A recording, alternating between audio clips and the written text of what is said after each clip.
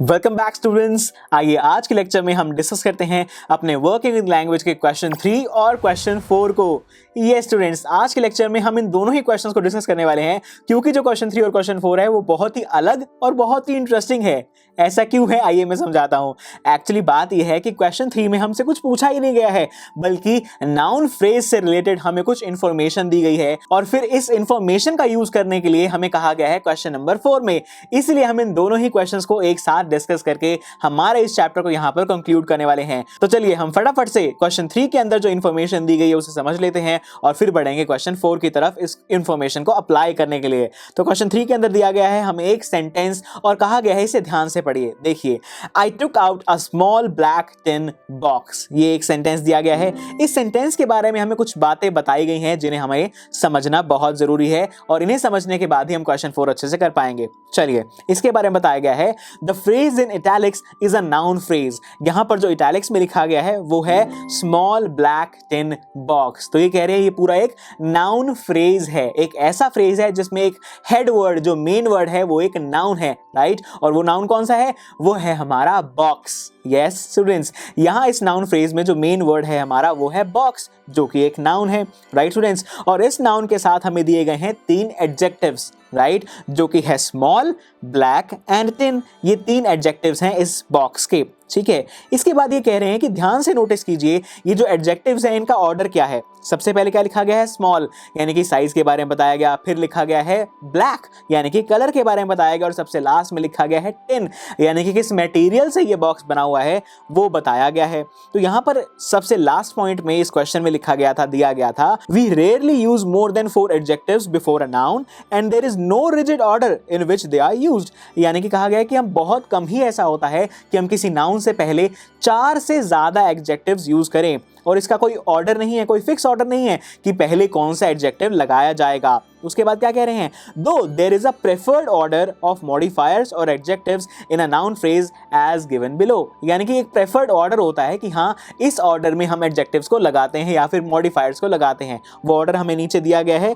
सबसे पहले हम लगाते हैं मॉडिफायर 1, राइट, जो कि क्या हो सकता है? ओपिनियन हो सकता है या फिर फीलिंग हो सकता है। उसके बाद सेकंड एडजेक्टिव या सेकंड मॉडिफायर जिसे आप कहेंगे, जो कि हो सकता है साइज, शेप या फिर एज। थर्ड मॉडिफायर के फॉर्म में हम लगाते हैं कलर को और फोर्थ में लगा देते हैं मटेरियल, ठीक है। ये एक ऐसा ऑर्डर है जिसमें हम एडजेक्टिव्स को या फिर मैं कहूं मॉडिफायर्स को लगा देते हैं, राइट। तो ये सारी इंफॉर्मेशन हमें क्वेश्चन 3 के अंदर दी गई थी।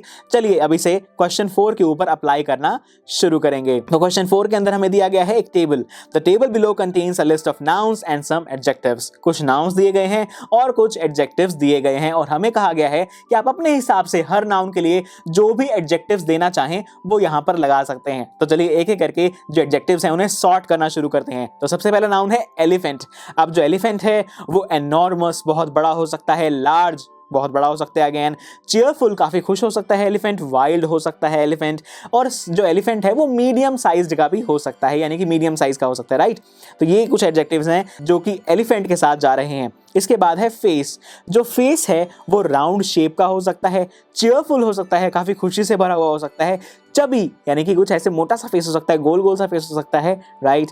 इसके बाद है बिल्डिंग। जो बिल्डिंग है वो कैसे हो सकती है? मल्टी कलर्ड हो सकती है, ब्लू कलर की बिल्डिंग हो सकती है, रेड कलर की बिल्डिंग हो सकती है और मीडियम साइज्ड बिल्डिंग भी हो सकती है। इसके बाद है वाटर। जो वाटर है उसके लिए क्या एडजेक्टिव हो सकते हैं? उसके लिए इनमें से जो एडजेक्टिव्स यूज किए जा सकते हैं वो है ब्लू या फिर कोल्ड, राइट। पानी ब्लू कलर का हो सकता है और पानी ठंडा हो सकता है, राइट। तो हमने सभी एडजेक्टिव्स को सॉर्ट कर दिया है अलग अलग नाउन्स के साथ और इसी के साथ हमारा ये क्वेश्चन और हमारा जो पूरा चैप्टर है वो यहाँ पर कंप्लीट हो जाता है।